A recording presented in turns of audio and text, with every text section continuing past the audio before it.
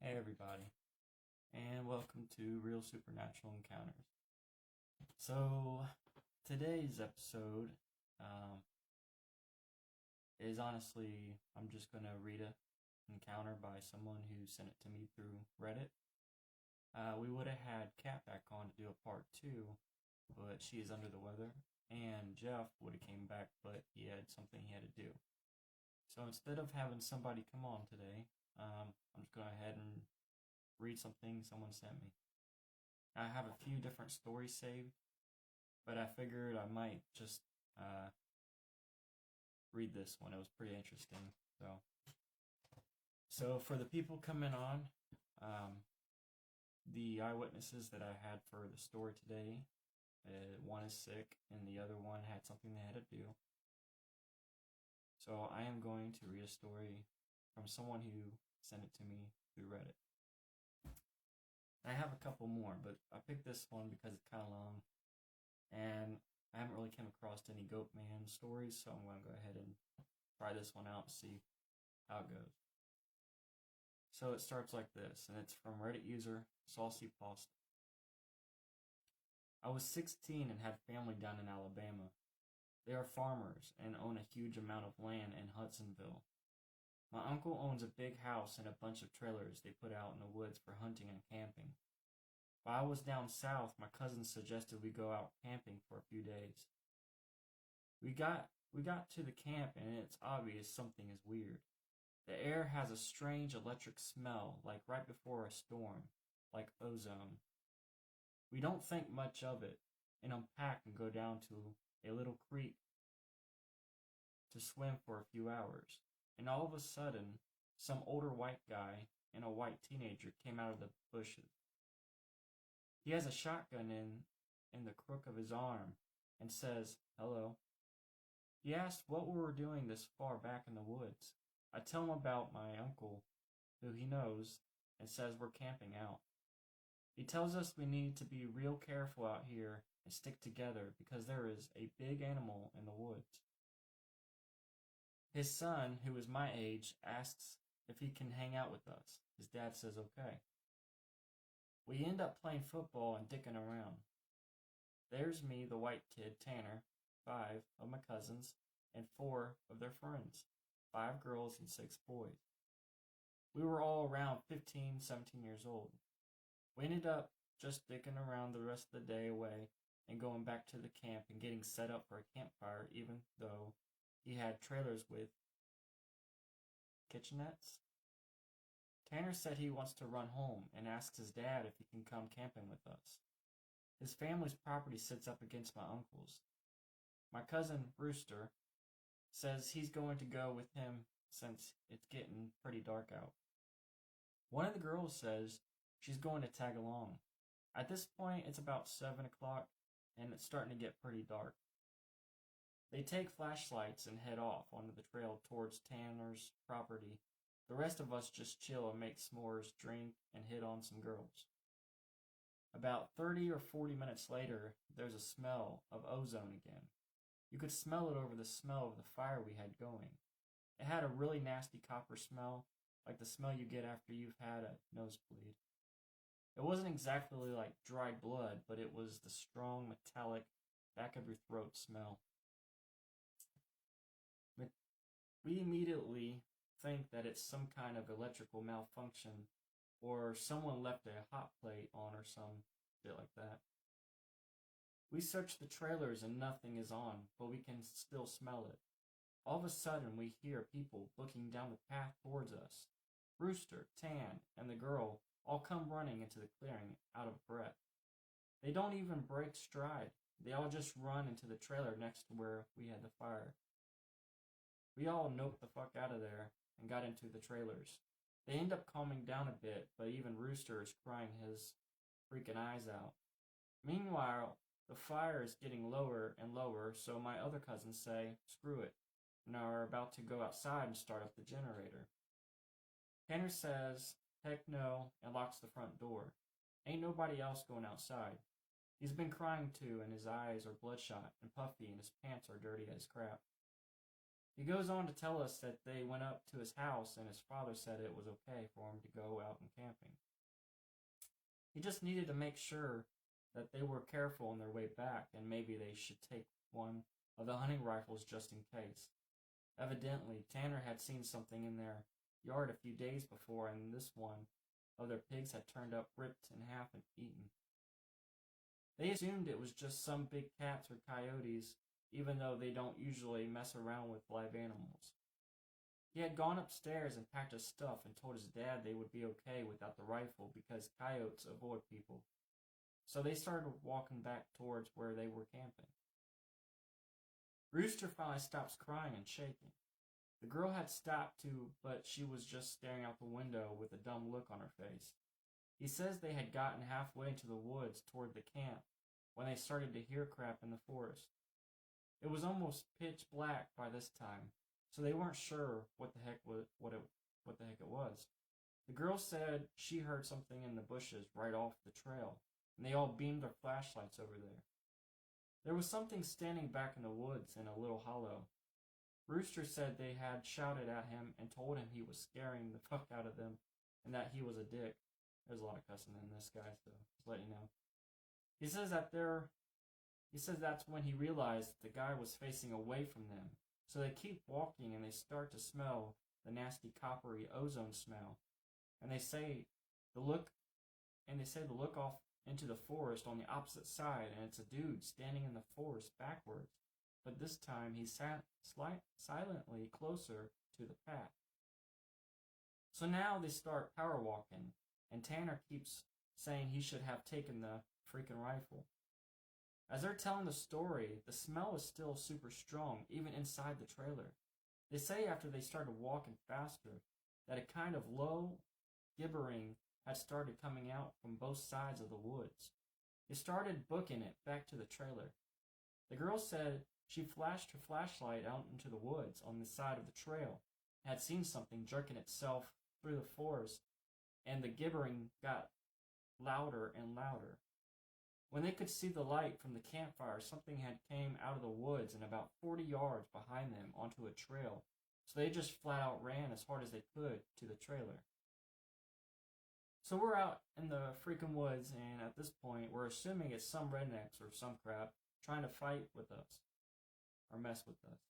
All of a sudden, my cousin, Junior, starts going on about how he went to school with a Native American kid that was telling him about Goatman, or some shit. We probably tell him to shut the fuck up because the last thing we need is some spooky story at this point. But he keeps going on and on about how it's freaking Goatman and how we're in this woods and blah blah blah. Now, at this time, I had never heard of Goatman or anything like that. But a couple of years ago, the year before I graduated from college, I had a Minom for a roommate, and I ended up asking him about it. To sum it up, it's basically a freaking man with the head of a goat, and he keeps shape-shifting and he gets among groups of people to terrorize them. It's also supposed to be some kind of Wendigo, and it's a bad mojo to even talk about it, and even worse if you see it. Keep in mind, I didn't know this back when I was 16, so my cousin is going, the Goatman is going to get in and fucking get us. The girls are all terrified, and my cousins and I are all freaking trying to figure out if it's just some hillbillies or some animal like that. So all of a sudden, the smell just goes away. Like, to this day, I haven't experienced anything like it. Usually smells fade away or become faint, but this was literally there 1 second and it just gone the next second. So after an hour, making it around 9 or 10, we've stopped shitting bricks enough to go back outside and stoke the fire again. We figure it was just some assholes trying to fuck with us, so we don't go back home. We think if we do, they'll just chase us through the woods or some shit. Nothing else weird happens that night, and we stay another night. For the main part of the night, nothing happened. About 1 in the morning, we're outside getting drunk and telling ghost stories. As someone finishes a spooky story, I don't remember what it was about. The smell came back. And it was so freaking strong that one of the girls literally starts vomiting. I stand up and you can actually feel how clammy the air is. And I say, we should get inside. This isn't right. We should have just freaking left. We all go back inside and we're standing around. My cousins keep going on about how it's Goatman. My cousin Rooster tries to shut him the fuck up. All the while, I'm just feeling that something is wrong, and I can't figure out what the freak it is. We end up sitting in there for a while, and the smell is just so strong. We're terrified, and we're all huddled in the camper. We end up cooking brats for everybody, because no one wants to go outside. It's one of those packs with 4 brats in it, and we have a total of 3 packs. I grill them on the stove and give everybody a hot dog. I get mine after a while. One of my cousins gets up and goes over to the stove to get another one. He starts grumbling about how the freak do I get 2 and everyone else only got 1. I look at him like he's freaking stupid. I tell him that everybody only got 1 because there were only 12 brats. If he wants more, he should open up a new pack and cook some more himself. That's when the girl that had been with Rooster and Tanner just starts screaming, "Oh Jesus, oh Lord, get out!" She's crying and shivering, and it dawns on my cousin, who was standing up. What the fuck was wrong? Me and him both glance around the room, and then I feel my heart freaking sink. I run the fuck out of the cabin, and the girls run out with us. The trailer door bangs against the side of the trailer as everybody books it out of there. One of my cousin's friends asked us what the hell was wrong. I start counting us, and now there is only 11 now. I shit you not. My cousin verified there had been 12 people in the trailer, being that everybody didn't really know each other well. Nobody had really noticed that the whole freaking time that there was an extra person. Then I realized earlier that I had kind of noticed something was off. You know how you are just sticking around, having a good time, and you don't sweat the small stuff?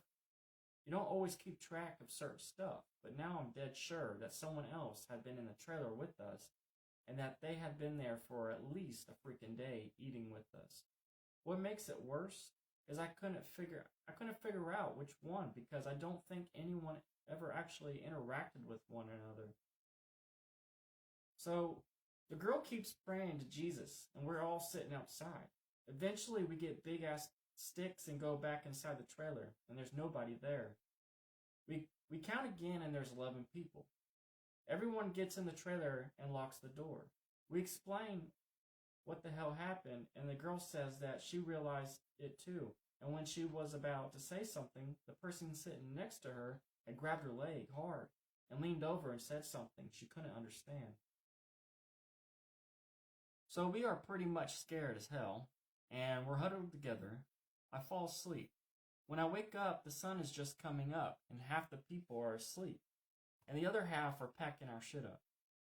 We want to walk back home, but like 4 people want to stay until the sun is all the way up. The sound people think that we're just messing around and still want to stay at the trailers. I just want to get the hell out of the woods. The girl's name is Kira, the one that the Goatman had touched. Anyway, I asked her if she really thinks it was something bad, and she says she just wants to go home. It doesn't want to stay out in the woods for another night. So we decide to split people up, and the 4 that want to go can go, and that I have to stay because I have the keys to the trailers, and since it's my uncle's, I have to lock it up. I'm super pissed at the point because I feel like the people aren't taking this shit seriously, and I definitely don't want to be out in the woods for another night.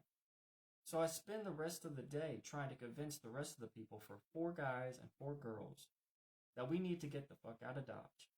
Tanner leaves with the other group to get a rifle and says he's going to be back.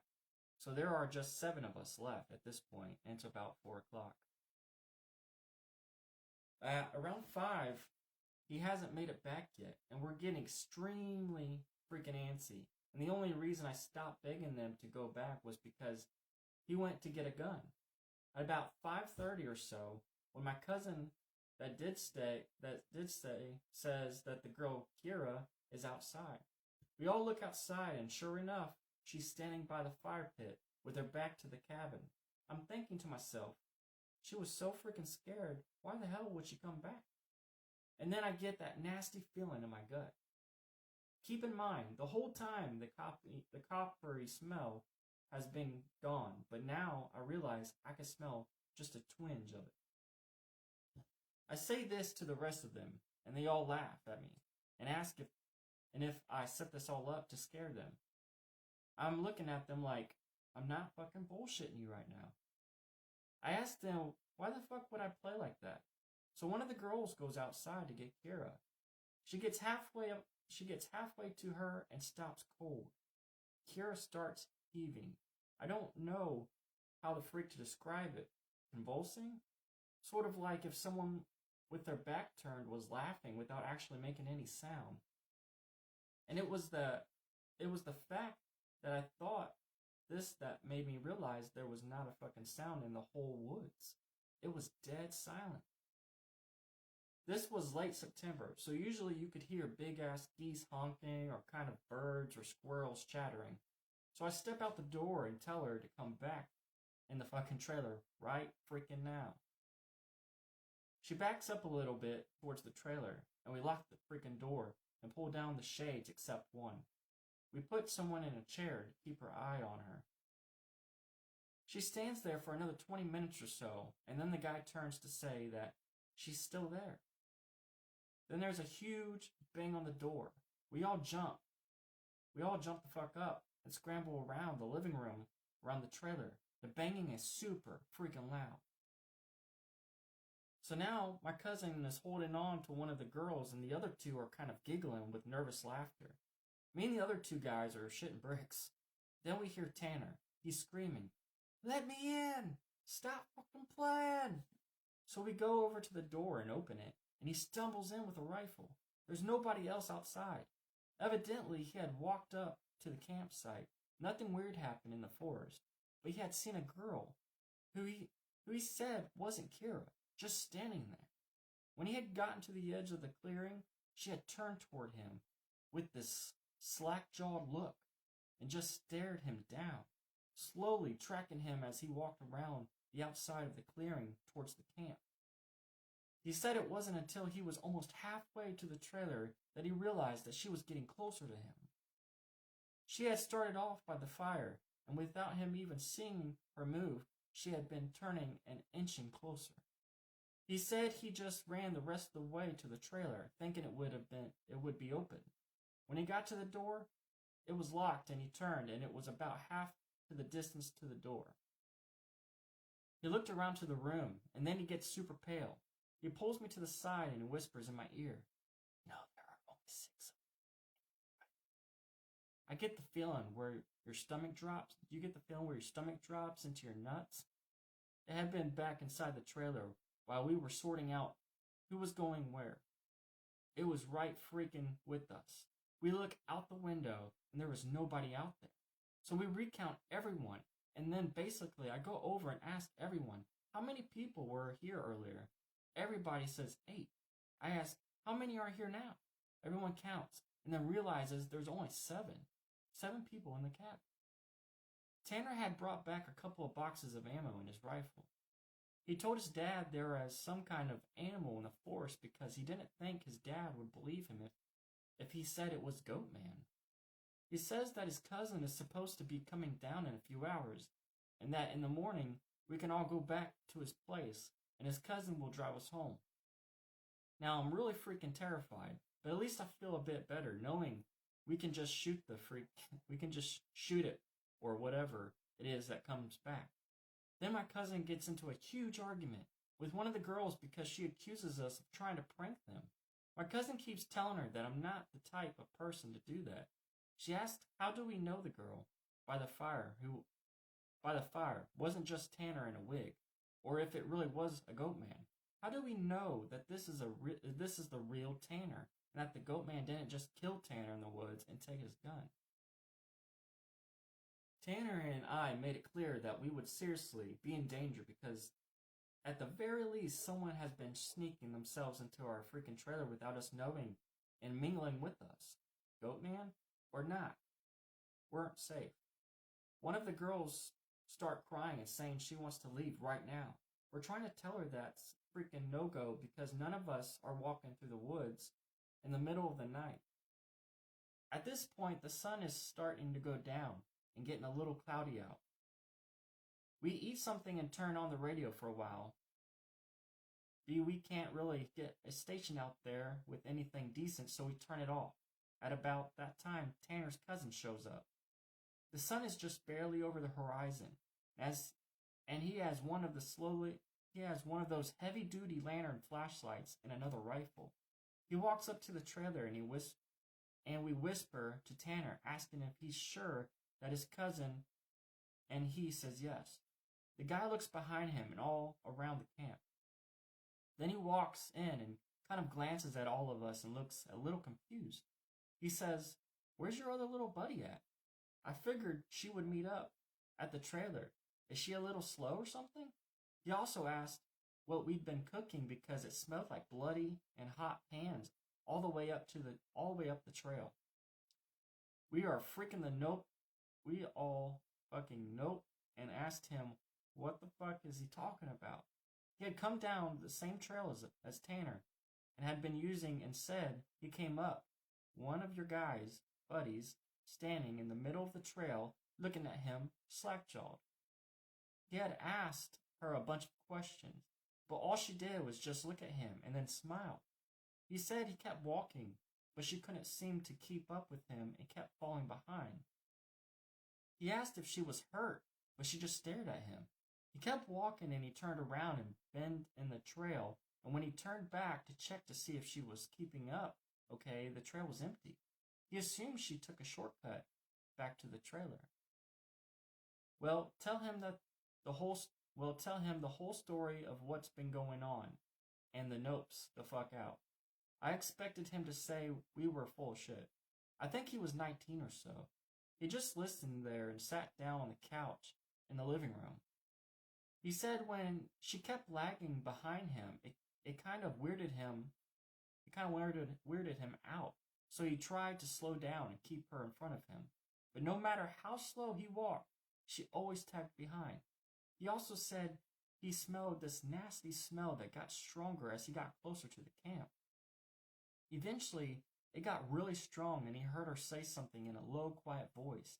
He turned to ask her what she said, and she had caught up right onto him. He went to reach out for her to grab her shoulder, but he said he must have misjudged her distance because she was off to the side of where he put his hand. The whole time, she was just staring right freaking at him. At this point, we know this crap is real, unless Tanner is playing a joke. But you can tell he's just about pissing his pants, so we know it's not him. They load up their rifles, and we eat some more. We all sit around until around 11. So, this day, whenever I think about this, I really pray to God that it was just some huge prank that my cousins played on me and never told me the truth.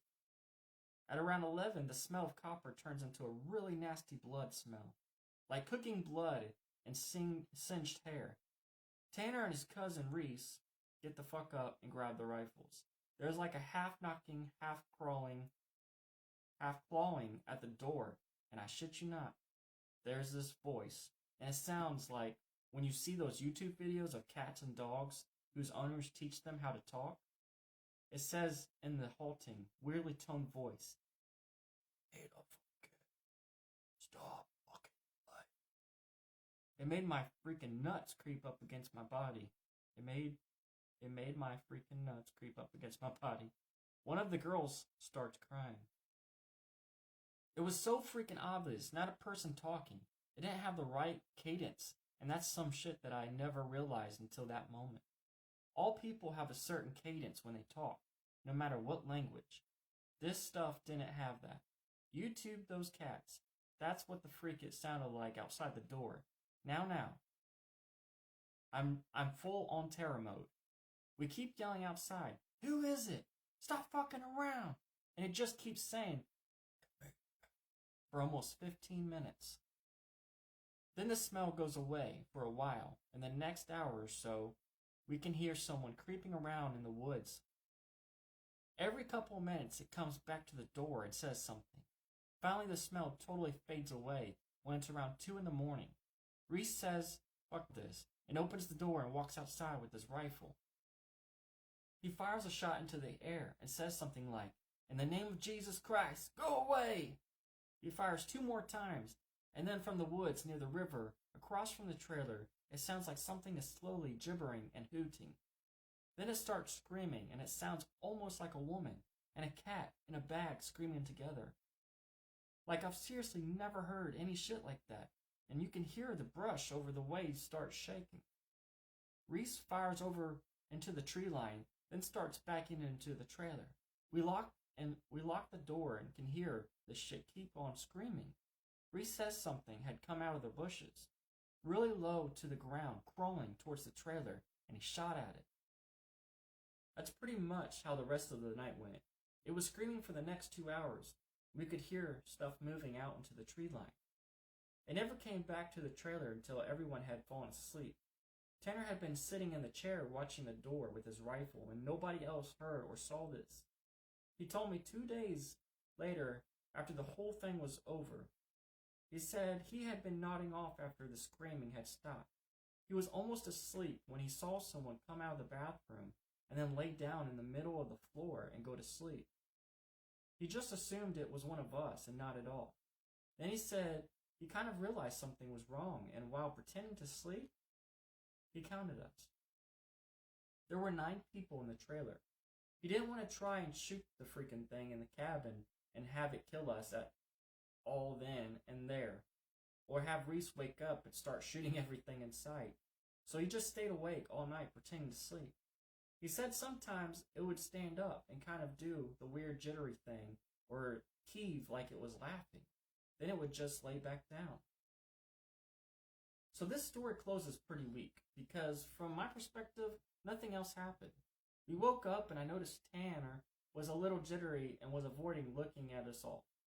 But we ate some breakfast, packed up, started walking to his house. He stayed last in the cabin and said he'd lock up and bring my uncle's keys. He said to just start walking and he'd catch up. We got a little bit up to the path and then he came running up and we just jogged back to the house and his cousin took us home. There was a window in the bathroom when Tanner had gone back to lock up. He said that we had been too stupid to lock the window and it didn't have a screen on it. The window was fucking up when he went in there. I'm guessing it had been doing that all along. It waited for us to fall asleep or slip up and then get among us. Tanner told me it walked with us all the way back to his freaking house. Then it lagged to the back of the group, looked him dead in the eyes, and walked into the woods.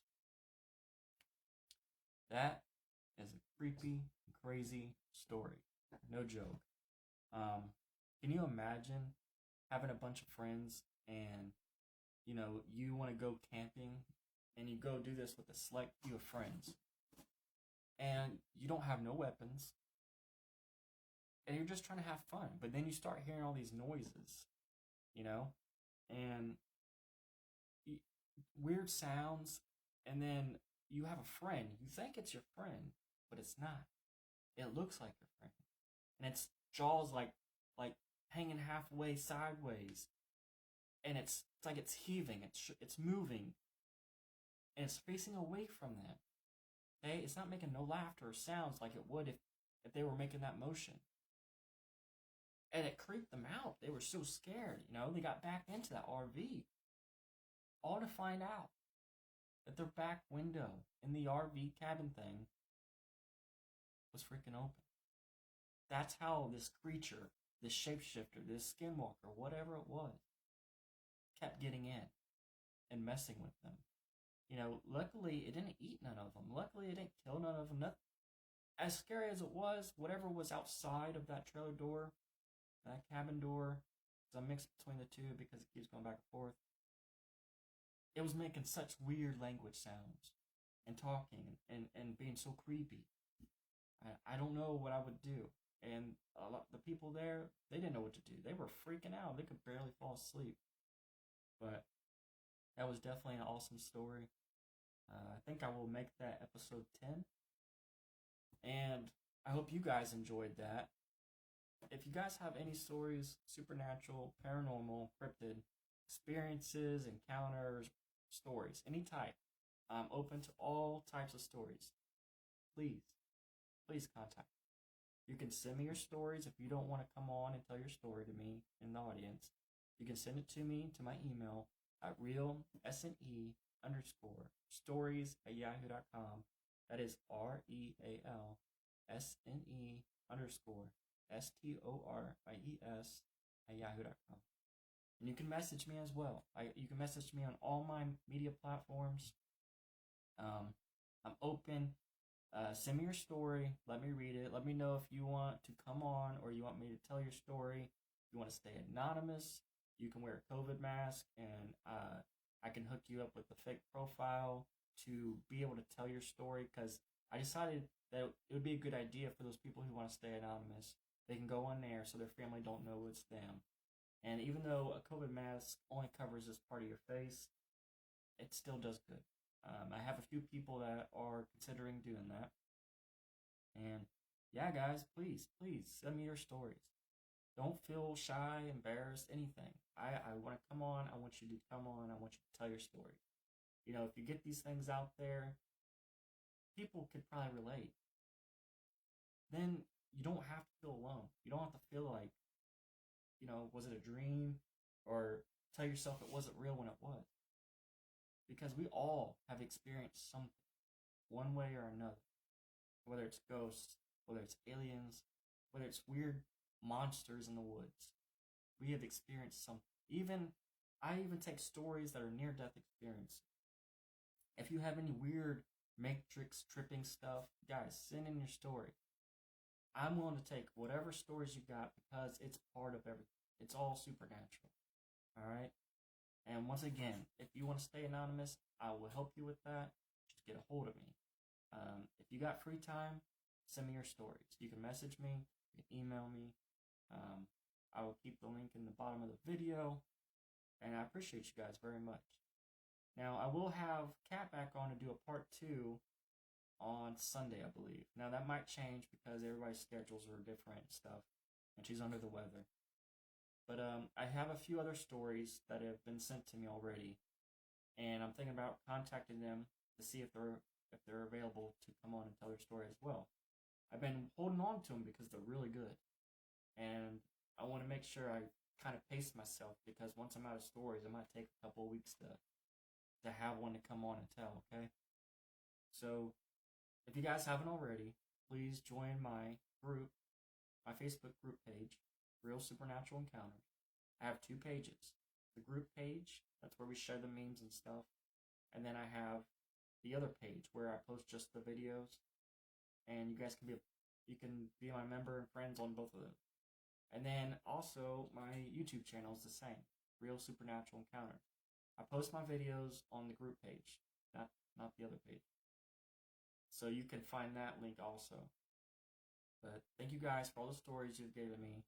I appreciate everything. I love listening and reading all of them, hearing all of them. They are amazing. We live in such an amazing world, okay? So amazing. It's just crazy. And the people that don't experience these things, they don't believe it. They live in a small box.